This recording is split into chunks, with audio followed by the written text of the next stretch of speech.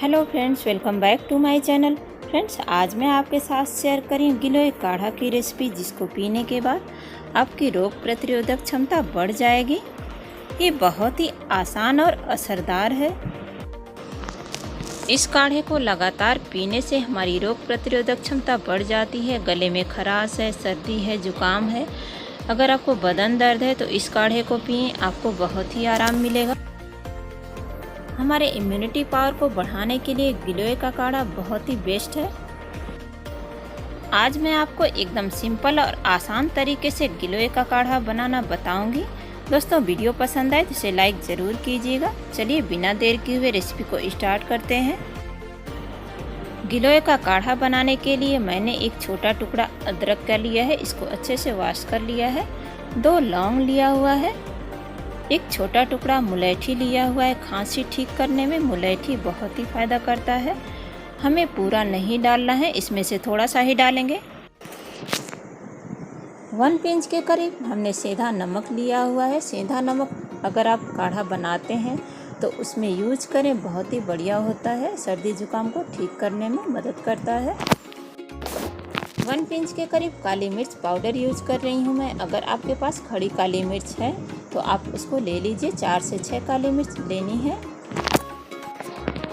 2 तेज पत्ता लिया है। सर्दी जुकाम को ठीक करने में तेज पत्ता बहुत ही फ़ायदा करता है। और ये मैंने लिया है गिलोय। गिलोय की डंडियाँ इस तरह की होती हैं। अगर आपके पास गिलोय नहीं है तो आप चाहें तो गिलोय का पाउडर भी यूज कर सकते हैं। किसी भी स्टोर से आपको मिल जाएगा। गिलोय की पत्तियाँ इस प्रकार की होती हैं। आप अपने आसपास देख लें। अगर आपको ताज़े गिलोय मिल जाते हैं तो बहुत ही बढ़िया है। मुझे ताज़े गिलोय मिल गए हैं तो मैंने ताज़े गिलोय ही लिए हैं। अगर आपको ताज़े गिलोय नहीं मिल रहे हैं तो आप पाउडर भी यूज़ कर सकते हैं। थोड़ा सा मैंने गुड़ लिया हुआ है। अगर आपके पास पुराना गुड़ है तो आप उसको भी ले सकते हैं। पुराना गुड़ बहुत ही बढ़िया होता है।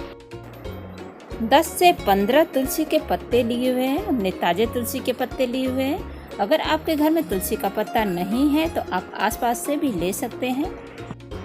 तुलसी के पत्ते में कुछ ऐसे पोषक तत्व होते हैं जो सर्दी जुकाम को ठीक करने में बहुत ही मदद करते हैं। काढ़ा बनाने के लिए मैंने एक बर्तन लिया है, इसमें डालेंगे 2 कप पानी।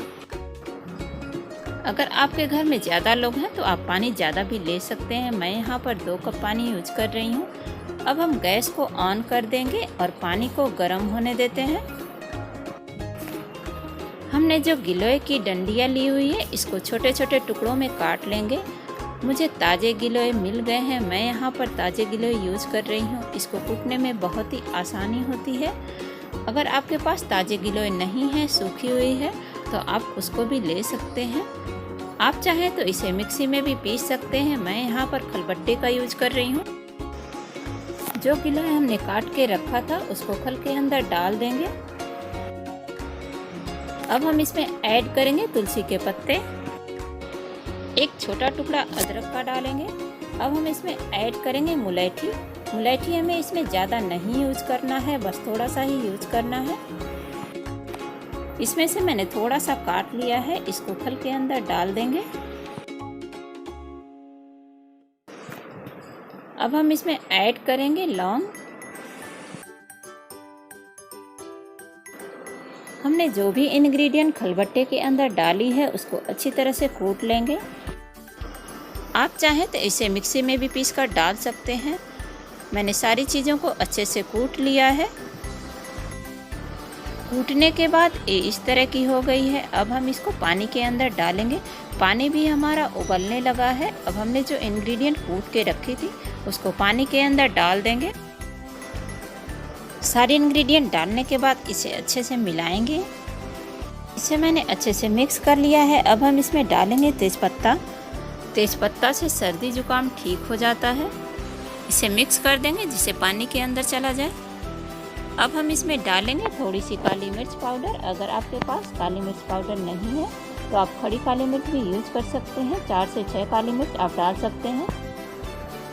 अब मैं इसमें डाल रही हूँ बहुत ही ज़रूरी चीज़, सेंधा नमक। सेंधा नमक हमारे बलगम को पिघलाने में बहुत ही हेल्प करता है। जब भी आप काढ़ा बनाएं तो इसमें सेंधा नमक ही डालें, सादा नमक बिल्कुल भी ना डालें। अब हम इसमें ऐड करेंगे गुड़। अगर आपके पास पुराना गुड़ है तो आप उसको भी ले सकते हैं। मेरे पास पुराना गुड़ नहीं है तो मैं यही डाल रही हूँ। इसे अच्छे से मिक्स होने तक मिलाएंगे।